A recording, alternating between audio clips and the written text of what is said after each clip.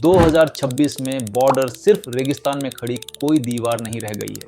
ये एक डिजिटल साए की तरह है जो आपका पीछा वहां भी नहीं छोड़ता जहां आप खुद को सबसे सुरक्षित महसूस करते हैं।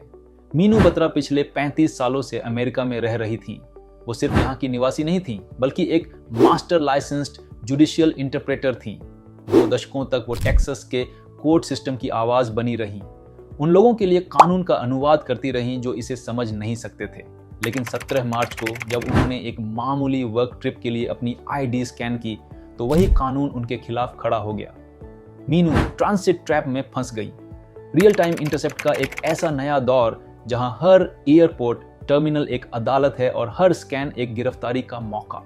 जब वो अपने कोर्ट असाइनमेंट के लिए सिक्योरिटी से गुजर रही थी तभी डेटाबेस में एक पिंग हुआ। साल 2000 की एक पुरानी फाइल, बीते हुए कल का एक साया अचानक सामने आ गया। चंद मिनटों के अंदर जो महिला कानून का अनुवाद करती थी उसे वही कानून उठा ले गया। ये सब क्यों हुआ, इसे समझने के लिए हमें साल 2000 में वापस जाना होगा। मीनू को उस वक्त विथ होल्डिंग ऑफ रिमूवल की राहत मिली थी।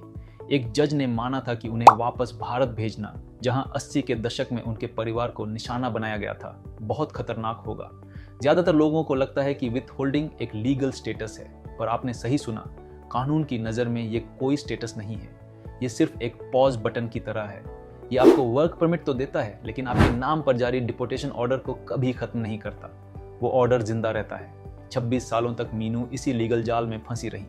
26 सालों तक वो पॉज बटन दबा रहा, लेकिन अप्रैल 2026 में नियम बदल गए। मैक्सिमम एनफोर्समेंट के आदेश ने अधिकारियों से उनकी रियायत देने की शक्ति छीन ली। सरकार ने तय किया कि एक अमेरिकी सैनिक की मां होना और 20 साल तक अदालतों की सेवा करना उस पॉज बटन को दबाए रखने के लिए काफी नहीं है। यहाँ से कहानी में एक काला मोड़ आता है। इंटरनेशनल कानून के मुताबिक अमेरिका मीनू को भारत नहीं भेज सकता, इसलिए उन्होंने एक ऐसी चाल चली है जो इंसाफ कम और दिमाग का खेल ज्यादा लगती है। Third country strategy.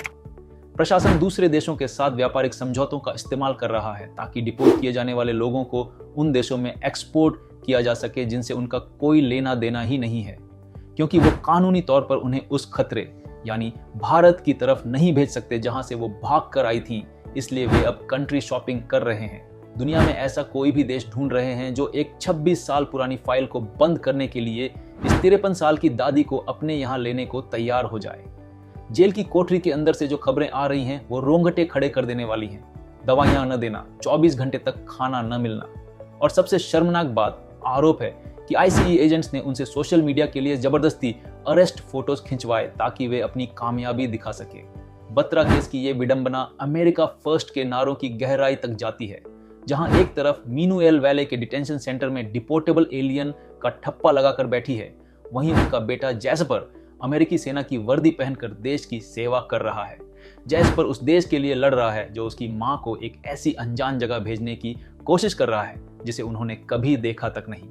वॉशिंगटन के लिए उनका मैसेज सीधा है, मैं इस देश के लिए मरने को तैयार हूं, तो ये देश मेरी मां को यहां रहने क्यों नहीं दे सकता। मीनू बत्रा का मामला सिर्फ एक महिला की कहानी नहीं है, ये पूरे देसी समुदाय के लिए एक मैसेज है। ये हर H1B होल्डर और हर लीगल इमिग्रेंट को बताता है कि आपका वर्क परमिट सिर्फ एक किराए की रसीद है, घर की रजिस्ट्री नहीं।